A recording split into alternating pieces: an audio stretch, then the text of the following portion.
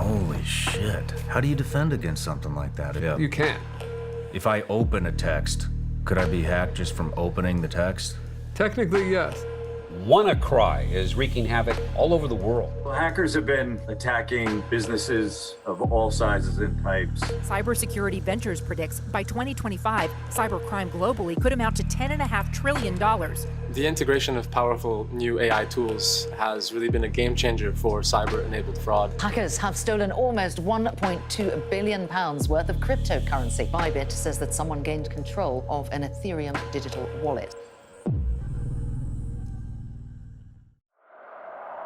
The digital age. It's yanked your world from slow, handwritten days into a whirlwind of instant everything. Your phone, your car, your watch, fridge, doorbell, CCTV, and even your food. Everything's smart. Everything's connected. You can connect with someone across the world with a single command, or order your pizza even without picking up your phone. Stuff your grandparents couldn't even dream of. The benefits are insane. Convenience, knowledge at your fingertips, opportunities that feel limitless. But it's not perfect. Every click you make, every password you type, you leave a trail of digital breadcrumbs, and someone's always watching. The digital age brought us power, sure, but it also cracked open a door to some seriously dark corners.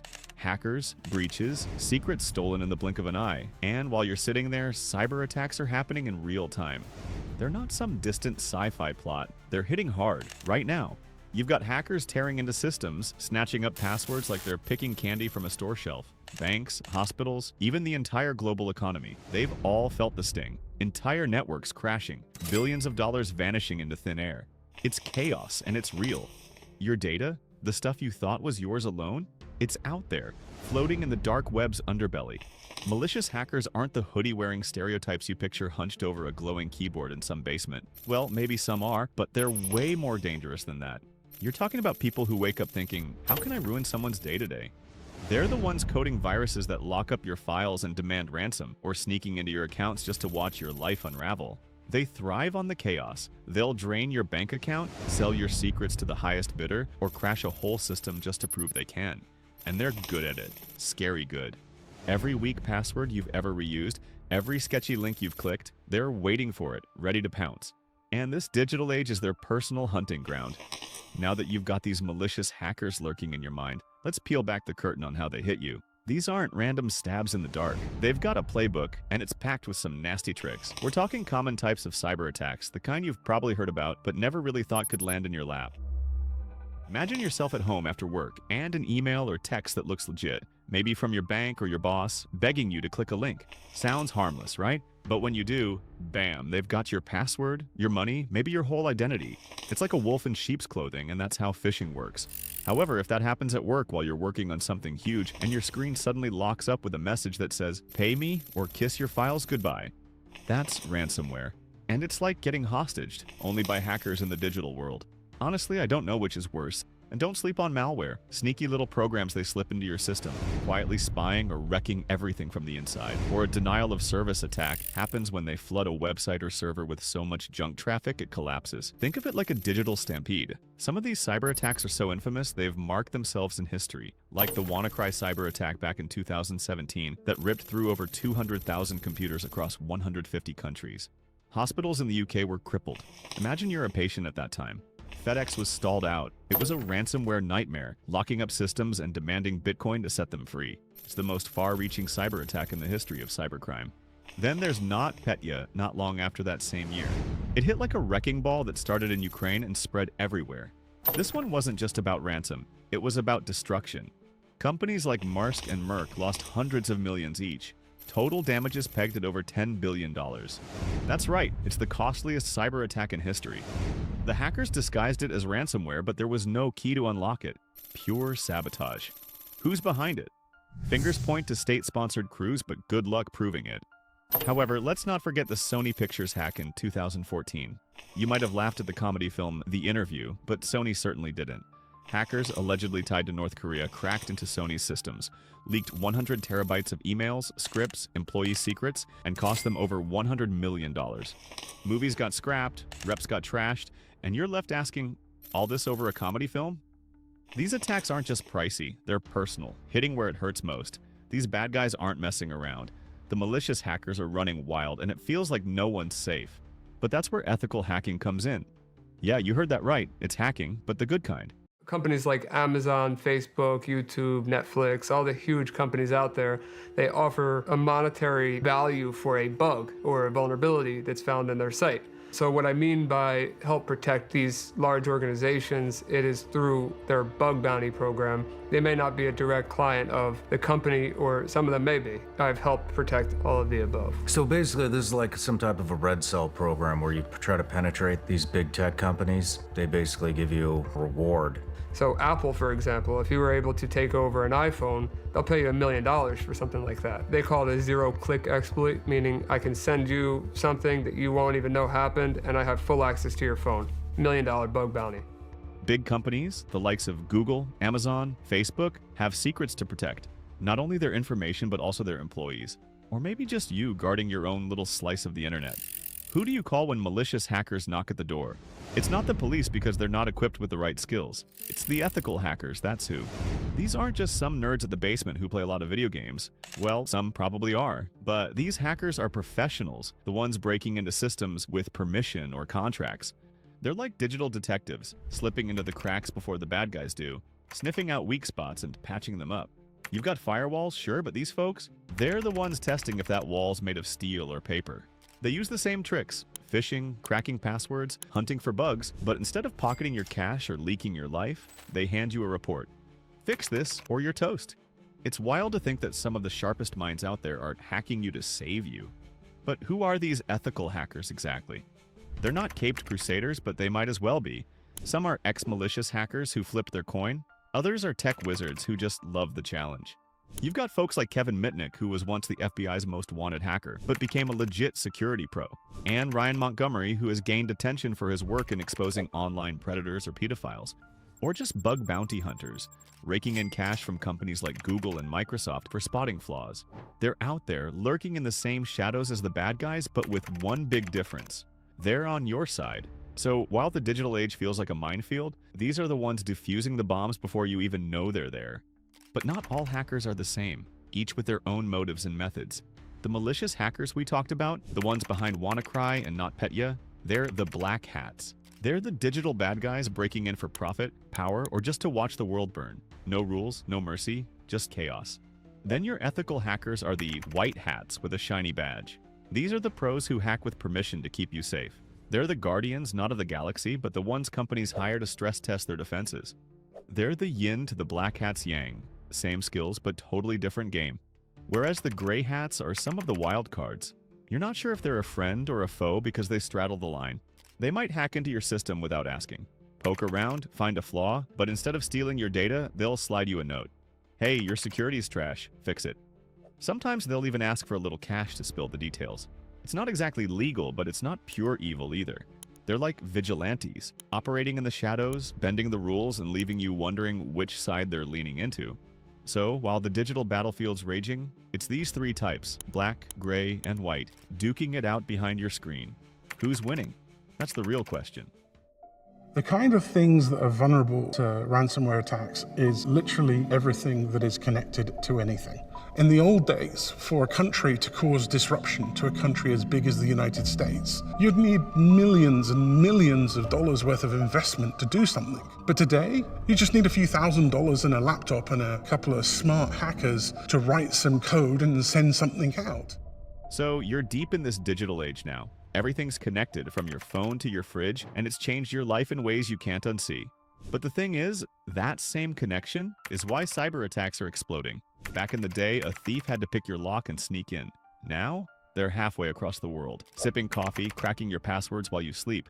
The digital age handed you a double-edged sword. Convenience on one side, vulnerability on the other. Every app you download, every Wi-Fi you join, it's another door cracked open for those black hats to slip through.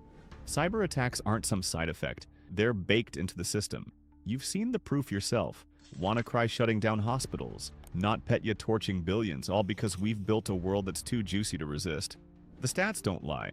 Cybercrime's a multi-trillion-dollar racket now, and it's growing faster than you can update your antivirus.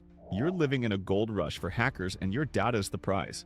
It's not just about losing cash, it's your privacy, your trust, your whole digital existence on the line. But don't panic yet, because here's where ethical hackers play a pivotal role in this digital world. And trust me, they're the MVPs you didn't know you needed.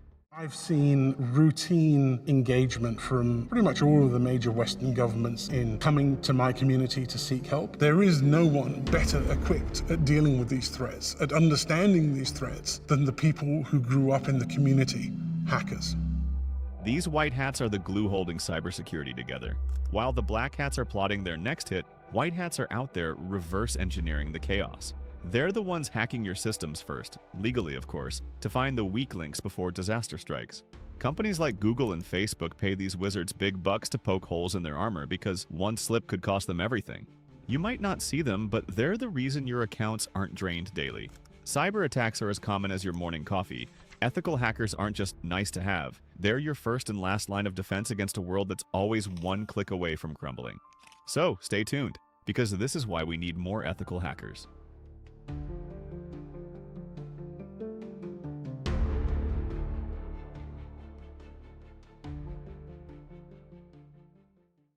Over the last year, we have definitely seen a significant acceleration in ransomware, and I think that's because there's been a huge increase in the profitability. Back when it started, ransomware was charging hundreds of dollars, maybe thousands of dollars for individual target. The bigger payouts that we're talking about now are easily into the tens of millions.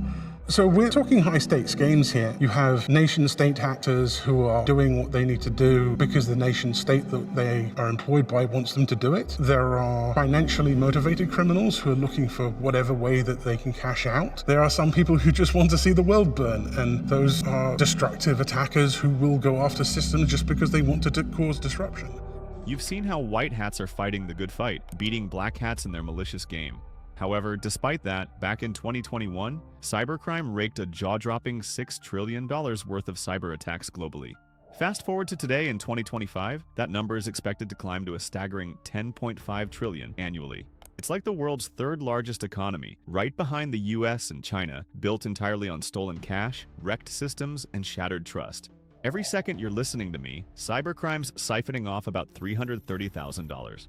Yeah, you heard that right. $330,000 every single second. And it isn't slowing down. Experts say by 2029, we could be staring at $15 trillion a year, which is more than most countries' GDPs combined. It's not just money, it's power, innovation, stability, all slipping through the cracks of this invisible war. In May 2017, WannaCry tears across the globe like a wildfire, hitting over 230,000 computers in 150 countries. Hospitals, banks, even car factories, nothing's safe. It's a ransomware crypto worm, latching onto unpatched Windows systems with a stolen NSA exploit called Eternal Blue, which encrypts your files, your spreadsheets, your photos, everything, and throws up a chilling message: pay up or it's gone forever. Demanding a ransom payment of $300 in Bitcoin per machine, doubling to $600 if you didn't cough it up within 3 days. Miss the 7-day deadline and you kiss your data goodbye. The ransom demands piled up, funneled into just 3 Bitcoin wallets. You'd think the hackers made a fortune, right? Not quite. Reports say they raked in about $140,000 total, peanuts compared to the $4 billion in damages they caused. Why? Because most victims didn't pay. Security experts screamed from the rooftops, "Don't give in!" And those who did pay, almost none got their files back. And just this 21st of February, ByBit, a crypto exchange heavyweight, gets hit hard. The biggest crypto heist in history. Black hats swipe $1.5 billion in Ethereum from their cold wallet. It's a record-smashing theft, dwarfing anything we've seen before. Bitcoin slides below $95,000. Ether sheds over 8% from its daily high. But the wild thing is, within the same day, the US stock market wipes out $927 billion. $927 billion. Worst day of 2025 so far, and it wasn't even March. Investors hate uncertainty, and a hack this big? It screams risk. Sentiment shifts fast, leveraged traders get liquidated, and the crypto stock bleed over amplifies the sell-off. A cyber attack on a crypto giant like ByBit can spook the whole financial ecosystem. Stocks and cryptocurrencies aren't silos anymore, they're tangled up, and when one bleeds, the other flinches. Not long after the WannaCry cyber attack comes another in June 2017. It's the costliest cyber attack in history, masquerading as ransomware that started in Ukraine. But this wasn't about cash, it was about destruction. NotPetya used that same Eternal Blue exploit from WannaCry, hitting over 60 countries. But the brutal part of this is that it doesn't just lock files, it wipes them, shuts down systems, and leaves businesses dead in the water. Maersk, the shipping titan, takes a direct hit. Their entire network, 76 ports, thousands of trucks, 800 vessels, grinds to a halt. For weeks, they're offline, manually scribbling shipping orders like it's 1990. The downtime was 10 days at peak chaos, with ripple effects stretching for months. Cost to Maersk alone was up to $300 million in lost revenue, recovery, and pure panic. However, it's not just Maersk. Merck, the pharma giant, watches 30,000 computers and 7,500 servers flatline. Production stalls, vaccines sit unmade, and they're bleeding $870 million between downtime and fixes. 2 weeks of shipping hell, $400 million gone. NotPetya's total bill was over $10 billion globally, and a huge chunk of that is pure downtime. And the thing is, it wasn't random. Fingers point to Russian state actors aiming to cripple Ukraine, but the collateral damage? Unthinkable. For these companies, downtime wasn't a hiccup. It was a nightmare measured in lost orders, missed deadlines, and clients bolting for the exit. The law and a pile of angry customers filing lawsuits haven't even come into the picture. When regulators come, they will drag you into the courtroom. When Equifax hackers swiped 147 million people's personal data in 2017, a $425 million fine had to be settled with the FTC and CFPB. That's not pocket change. That's a fine for sloppy security, enforced by laws like GDPR in Europe or CCPA in California. You're not just paying for the hack, you're paying for not locking the door tight enough. Customers whose data got leaked, they're pissed, and they've got lawyers. Equifax faced over 300 class action suits, people demanding compensation for identity theft, ruined credit, and sleepless nights. But what happens when these attacks aren't just crimes? The one doing it isn't just your average hacker in a basement, but rather nations throwing digital punches to cripple another nation. It's a war, a cyber warfare, not just to steal, but to disrupt, destroy, destabilize. Power grids flickering out, military secrets vanishing, or entire economies grinding to a halt, all without a single shot fired. NotPetya was widely pinned on Russia targeting Ukraine, a cyber war dressed up as ransomware. The downtime was brutal, but the intent was strategic, state-driven chaos. If state-sponsored, as some whisper, the ByBit hack was not just a $1.5 billion crypto grab, it's a stock market tremor that cost investors nearly $1 trillion in a day. But the mysterious part is, who's really pulling the strings? Attribution's a nightmare. North Korea owns WannaCry, Russia's tagged for NotPetya, but proof? It's murky. States hide behind proxies, deniability's their shield, and that gray zone keeps the war simmering. Legal fines kick in when companies slip up, but in cyberwar, the lawsuits get geopolitical. Nations sue, they sanction, and escalate. You're left wondering, is this the future of conflict? You see the usual names like Russia and China being thrown around. You see slightly smaller countries like Iran and North Korea being involved. But the fact is, every single country has some reason to weaponize these kinds of attacks. And the less scrupulous countries are the ones who are using it right now because it's the perfect form of asymmetric warfare. Cyber warfare is a rabbit hole, but what happens when that digital war creeps into something even darker, say a nuclear warfare? This is something that most people like you don't want to happen. But it's not sci-fi, it's a real threat, and the cost would be beyond anything you've seen so far. Because this time, it's not just money on the line, it's everything. Stuxnet, rumored to be a US-Israel joint op in 2010, trashed Iran's nuclear centrifuges. It set their program back years and cost them millions, if not billions, to recover. Now, if you scale that up, you could be infiltrating control systems such as SCADA networks, which is a super advanced remote control system. IAEA reports warn it's possible. Hackers have already probed nuclear plants in South Korea and India. But what if you light the fuse on a nuclear catastrophe? If something like that happens, no one would be even left to tell the story. Life as we know it will cease to exist.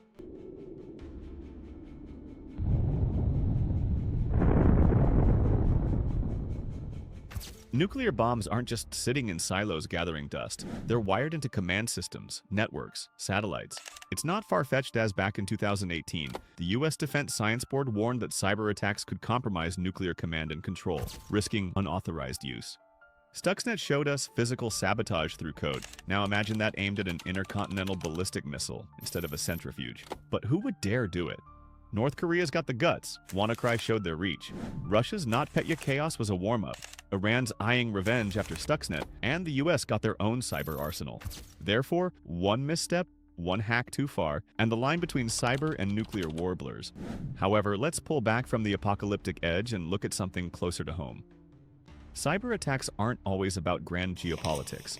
Sometimes they're hitting you right where you live, your streets, your hospitals, your daily grind.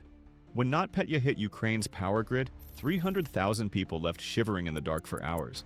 Lights out, heat gone, and traffic lights dead.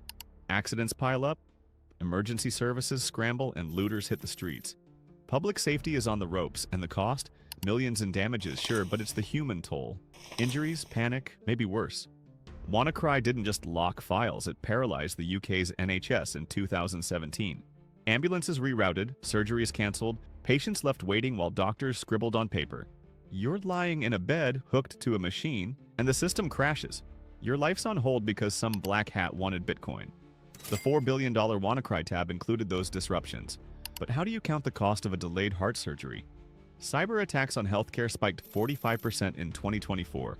Hospitals paid out $77 billion globally to recover, and every minute offline risks someone not making it. I was diagnosed with a heart murmur, which was the start of the hypertrophic cardiomyopathy. Wanted my life back. After I'd had my chest shaved at 6 o'clock in the morning, the doctor looked very concerned. He said, "We've been hacked. All our systems are down across the whole hospital." He telephoned me, obviously, and said, "It's not going to happen," and he was in shock. The financial cost is unimaginable, but the real cost, it's you feeling the ground shift under your feet, wondering when the next attack turns your day into a nightmare. So the big question is, how do you protect yourself in this mess? In this digital age, public safety is a target, and the price of losing it is way more than money. The good thing is you're not helpless. There are moves you can make, tools you can grab, ways to armor up against the chaos spilling out of this cyber battlefield. This is where you fight back.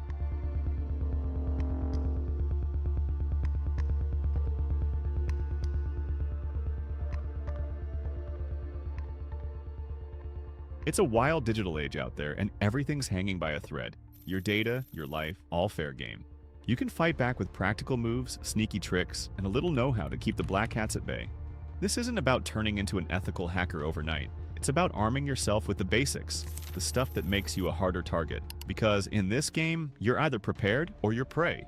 Use a password manager, install an antivirus, use an RFID blocking wallet, and potentially, if you want to be extra safe, use a key fob that has an RFID shield on it. That way your key fob doesn't work outside of that shield, can't be cloned. Some cards require, tap to start. Be careful with the websites that you're visiting. If the browser's telling you the site looks unsafe, then it's probably unsafe.